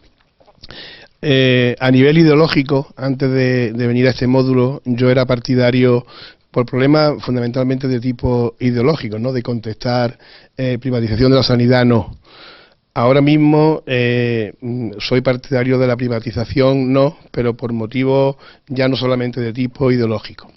Yo no tengo los conocimientos que tenéis vosotros, pero España creo que tiene un porcentaje del PIB en gasto sanitario muy razonable, inferior a la mayoría de los países que habéis puesto como ejemplo, de Francia, del Reino Unido, de Suecia, por supuesto, y demás.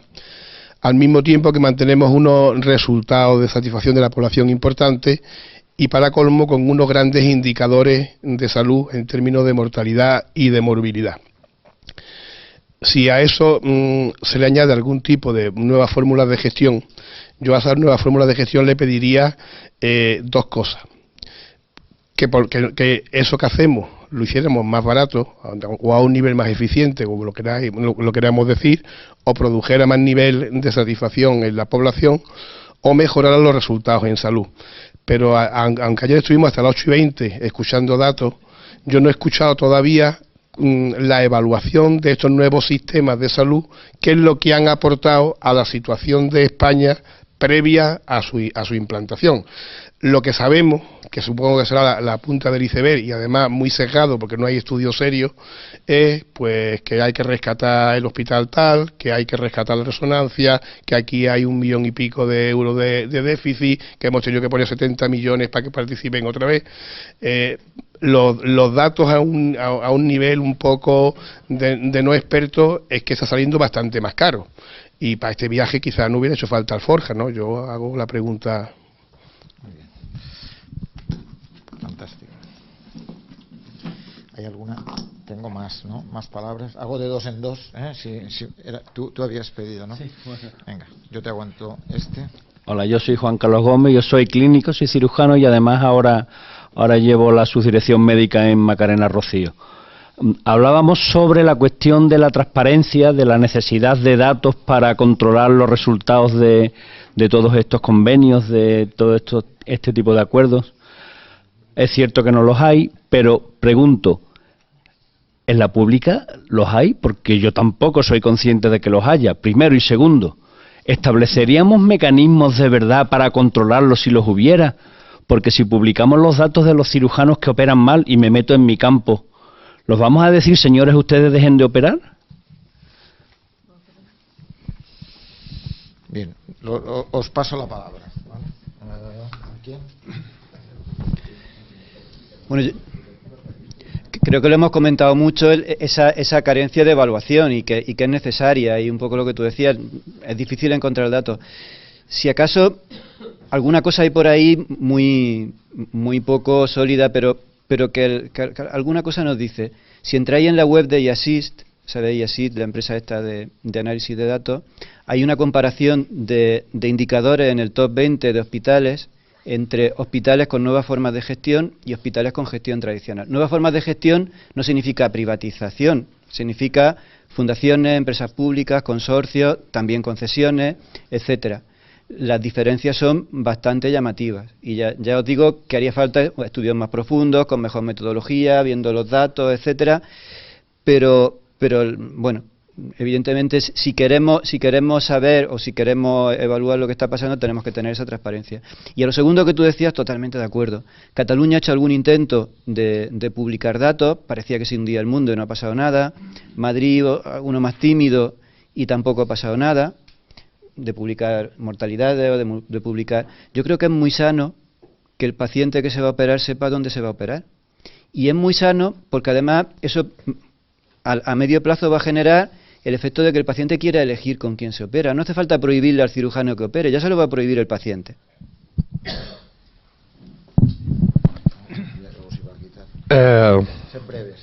Brevísimo. En 1975, no, en 1973 falleció Franco. 75, le he enviado 2 años antes, en fin. Estamos... La edad es muy mala. La de Franco, parcialmente. No tenemos un sistema de información del Sistema Nacional de Salud. Los datos los utilizan las comunidades autónomas para ello. No tenemos un sistema de información que nos permita saber cómo funcionan los hospitales de Cataluña, los hospitales de Euskadi, los hospitales de Madrid y los hospitales de Andalucía de forma homogénea, o los centros de atención primaria. No tenemos una distribución epidemiológica de las áreas, porque no es lo mismo atender a la población de Cartuja que a la población de Calvo Sotelo, aunque los profesionales sean iguales. De bueno, técnicamente hablando, la población de Cartuja es diferente.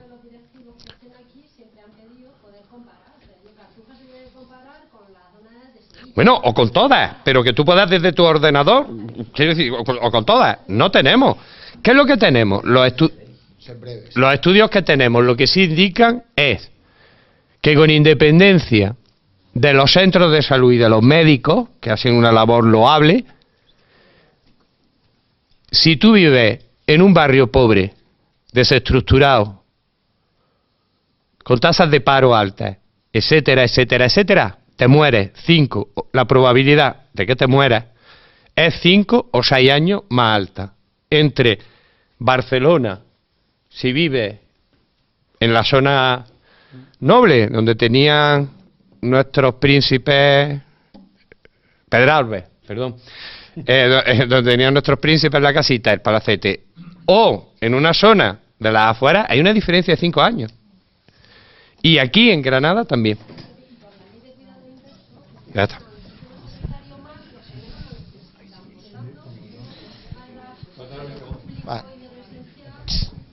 Tenemos poco tiempo y 3 palabras pedidas. Lo digo por ser breves, ¿no? Eso también. Yo aguanto uno u otro. Venga. Bueno. Al señor. Hola, soy Sergio Minué, médico de familia y profesor de esta casa. Quería hacer una puntualización y una pregunta. La puntualización tiene que ver con la revisión sistemática que se ha comentado antes y que tiene razón Luis, en el sentido de que es cierto que si es la misma a la que habéis hecho referencia, es la revisión de Basu y Stackler en PLOS, donde lo que hacía era una revisión sobre los resultados en países de medianos y bajos ingresos, por lo tanto por debajo de alrededor de $1.240.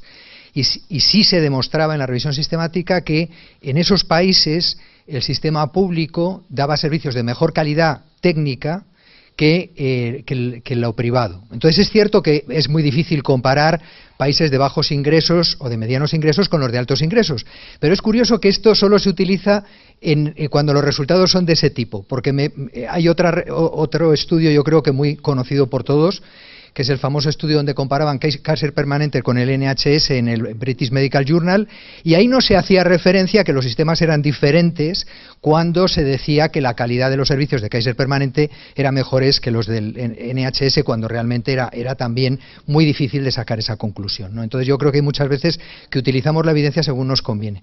La pregunta tiene que ver no con aspectos de carácter nacional, que habéis comentado experiencias en España, en Inglaterra, en Suecia, sino algo que va mucho más allá y que es un tema que me sorprende mucho en estas discusiones porque nunca aparece, que es el Tratado Europeo Transatlántico de Libre Comercio, el TTIP en las siglas americanas. Lo digo por una razón. Mientras que en España no aparece nunca en la prensa, de cualquier signo, Monbiot en el Guardian y Reynolds y Pollock en el British Lancet y demás llevan años insistiendo en las repercusiones que puede tener esto para este debate. Me explico.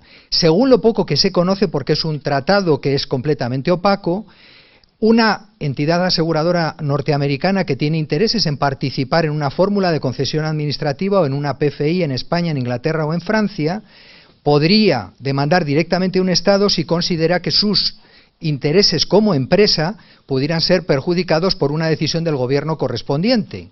Y que además la decisión sobre si realmente esa decisión les ha perjudicado o no, no sería dilucidada por un tribunal de la justicia del país correspondiente, un tribunal internacional, sino tribunales específicos que lo que hacen es velar por el cumplimiento del tratado.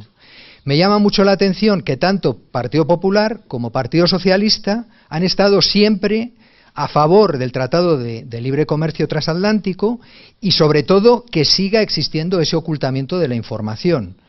Y me gustaría saber un poco vuestra opinión con respecto a por qué esto se produce. Me gusta esta pregunta, Soy Jesús Martínez, soy médico documentalista de Virgen de las Nieves. A ver, transparencia. En nuestra Consejería de Salud, recuerdo, todavía se puede ver si entras en la página de la Consejería o del Servicio Andaluz de Salud, una tabla de 30 indicadores comparando hospitales y distritos de atención primaria en base a 30 o 30 y pico indicadores. No sé si es que no fue bien la experiencia, pero, en fin, creo que desde el 2008 dejó de publicarse. Bueno, habría que invitar a seguir esa senda. La evaluación me parece necesaria, imprescindible, del sistema sanitario público y de cualquier experiencia de innovación. Pero sin trampas, quiero decir, es decir, lo más transparente posible. Digo, y me refiero entonces a lo que decía Luis. Efectivamente, IASIT hace un estudio de producción, de calidad y de costes de gestión pública tradicional con gestión privada. Y efectivamente, la gestión privada gana por goleada tanto en producción como en calidad como en costes. Solo con un pequeño defectillo, y es que en el brazo de la gestión privada el volumen del hospital está en torno a 120, 150, 170 camas y en la pública está en torno a 400. Cualquiera que sepa que gestionar un hospital con 400 camas tiene costes que van en ese propio estudio, podría haberse corregido por tipo, por tamaño de hospital y podríamos tener más información, pero o no se quiso porque dudo que no se supiera. ¿Alguna otra cosa más habría para hablar de los... Última pregunta, yo aguanto esto. Hola, soy Carmen Herrera y soy profesora de la Facultad de Ciencia de la Salud. Dos preguntas muy concretas. Se ha hablado de que no hay élites políticas que retomen adecuadamente lo público. Se ha hablado de que no se ha abordado la sanidad ni la educación, tampoco lo judicial. No sé qué es lo que se ha abordado, desde luego, hasta ahora. Y respecto a la burocratización, yo pregunto unos informes, unas tendencias que está viendo hasta ahora, que dice que lo funcionario, lo estatutario es muy injusto con respecto al resto de la población, porque se está haciendo una polarización tremenda entre quien tiene unas cosas muy aseguradas y quien no tiene nada y está tan precario como estos contratos últimamente. Entonces, he oído que sería mucho más justo que se pasara de lo funcionario a lo laboral, o sea, y que la tendencia fuese a ser laboral en vez de ser funcionario. Entonces, quería saber qué opinión tenían ustedes. No tendré yo otra oportunidad de tener hacer una pregunta tan adecuadamente a gente que conozcan tanto. Y la segunda cosa es que he oído a José Jesús Martín o no sé si he entendido. A mí me parece que lo que ha pasado en Valencia, de que Compromís y Podemos hayan hecho pública y estén haciendo pública todas esas, lo que antes era tan opaco, es una cosa estupenda, hacia ahí se tiene que ir. Pues que no había entendido, como que era ya demasiado, ¿no? Vale. Pues muchas gracias. Venga, termináis con una intervención de cada uno. Me encanta la pregunta. Yo solo os pediría que mentalmente penséis en el Parlamento andaluz, en el catalán, en el español, en el gobierno, en la oposición y de las personas más destacadas de todas esas instituciones, quiénes son funcionarios y quiénes no. Y veremos cómo la composición de nuestra clase política es muy distinta de la sociedad que les vota. Hay una gran mayoría de funcionarios, una gran mayoría, por tanto, de poder en manos de personas que piensan en clave funcionarial, y casualmente, en los momentos más difíciles de la crisis, cuando cuestionábamos todo para salir de la crisis, los únicos temas que no se han abordado han sido los que afectaban a la dinámica del funcionamiento de la clase funcionarial en España. Que no se nos olvide que es una excepción en cuanto a esos niveles de seguridad y de financiamiento del puesto, y desde mi punto de vista una profunda injusticia con la gran mayoría de los españoles que les pagan. Y ya sé que estoy provocando, pero me encanta. Lamento haberme explicado mal. O sea, absolutamente de acuerdo con que no solo publiquen eso. Aquí lo lamentable es que sea noticia que lo publiquen. Es lo que quería decir. Que lo que debería hacer es que no tuvieran que publicar nada. O sea, que se dedicaran a hacer política, pero no a sacar cosas que deberían hacer o estar disponibles al acceso de todo el mundo. Para no responder a algo muy complicado, que es que Sergio hace unas preguntas muy difíciles. Lo que pasa, yo tampoco tengo nadie tiene mucha información sobre qué se está cosiendo en el tratado famoso. Hay publicaciones, hay informes, yo tampoco me he especializado en el tema, pero incluso los que se han especializado no está claro y la mayoría se lleva a oculto. Y como no tengo una respuesta, sí voy a hacer una reflexión que seguro que te interesa. En el siglo XIX, la compañía holandesa de las Indias Orientales conquistó, no el gobierno holandés, la compañía conquistó Indonesia. Y la mantuvo conquistada en régimen de explotación a los millones y millones de habitantes de Indonesia durante más de un siglo. En condiciones draconianas es poco. Y fue una empresa que tenía un imperio. Fue pasado el 100 años cuando el gobierno de Holanda tuvo la amabilidad de nacionalizar. Tenía un ejército, la compañía, de 350.000 soldados. O sea, terrible. Esto también lo hicieron los británicos, en la India. Durante más de un siglo no fue el gobierno de su graciosa majestad, fue la compañía de las Indias Orientales. Es decir, tanto Holanda como Inglaterra construyeron su capitalismo exitoso a través de grandes empresas que explotaban territorio, oro y riqueza de millones de personas. Y fue después cuando los gobiernos nacionalizaron esa explotación, lo cual le vino muy bien a los grandes accionistas de estas empresas, porque ya no tenían que pagar ellos los ejércitos, lo pagaban los gobiernos. ¿Qué quiero decir? Porque vamos a una época en que los estados cada vez tienen menos influencia, cada vez tienen menos capacidad de tomar decisiones y cada vez aumenta más la influencia de la empresa y de la gran corporación. Ya sé que no es una respuesta, pero es que no tengo respuesta porque no conozco realmente qué partes son rumores de uno y qué partes son rumores de otro. Y tercero, por abrir debate. Por cerrar debate. No estoy de acuerdo con Luis. No estoy de acuerdo que lo de ser funcionario o ser laboral suponga ninguna diferencia en la eficiencia. No esperaba otra cosa de un funcionario. Ya. Pero voy a dar dos matices. Los funcionarios se crean en la modernidad como intento institucional de limitar el clientelismo político. Es la respuesta arreglada de Napoleón y de la Revolución Francesa.